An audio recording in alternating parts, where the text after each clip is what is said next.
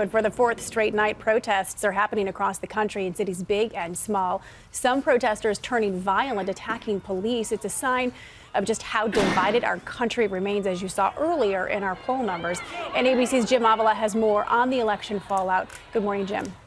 Good morning, Paula. This morning, more evidence that not everyone is ready to accept the results of election 2016. Thousands of Hispanics, gays, and others take to the streets to protest Donald Trump's election. And on the internet, it's some Trump supporters lashing out. Overnight, a fourth night of violent protest in Portland, Oregon. Thousands of demonstrators clashing with police, spraying tear gas to clear the streets.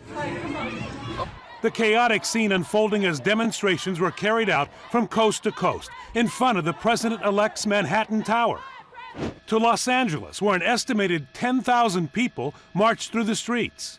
This is a very multicultural, diverse country. We can't have somebody who stands against that as the head of the government. And parts in between, like Indianapolis, home state of the vice president-elect, where a protest of 500 in front of the state capitol began peacefully, but ended with some hauled away in handcuffs. When there is violence, we have to take action. That is our responsibility as a police department. Stop Trump now! Hundreds arrested this weekend nationwide as anti-Trump protesters react to Trump's election and the racism that has accompanied it.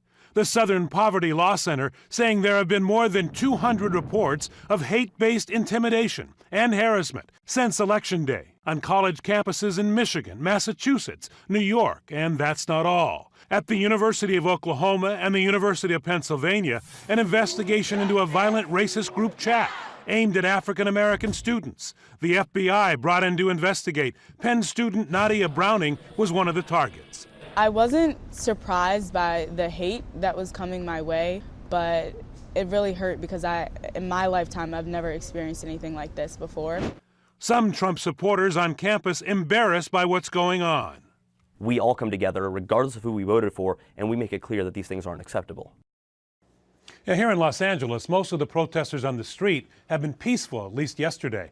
But across the country, that has not always been the case. Dan and Paula? No, it has not. Jim, thank you. As promised, we have ABC News chief anchor George Stephanopoulos right here with us. George is going to be hosting This Week later this morning. So many things to talk about here. But let's start with this choice of chief of staff. What is this going to tell us about how Trump intends to govern? You know, Trump had so many different kinds of promises, some that were in keeping with the Republican establishment, some that were taking on the Republican establishment. It's being played out in this choice of chief of staff, if indeed the choice is between Reince Priebus, the RNC chair, a close ally of the Speaker of the House, Paul Ryan, or Steve Bannon, the head of Breitbart, who was taking on Paul Ryan every single day as the head of Breitbart. So I think what Trump may try to do is find a way to thread the needle and give them both serious positions inside the White House. But that chief of staff is the most critical role in the White House, no question about it. A lot of eyebrows being raised as Trump continues his transition. An interesting name that's being floated out there right now for key advisor is President Obama. He's even said that he would consider Bill Clinton's counsel. Are you buying that?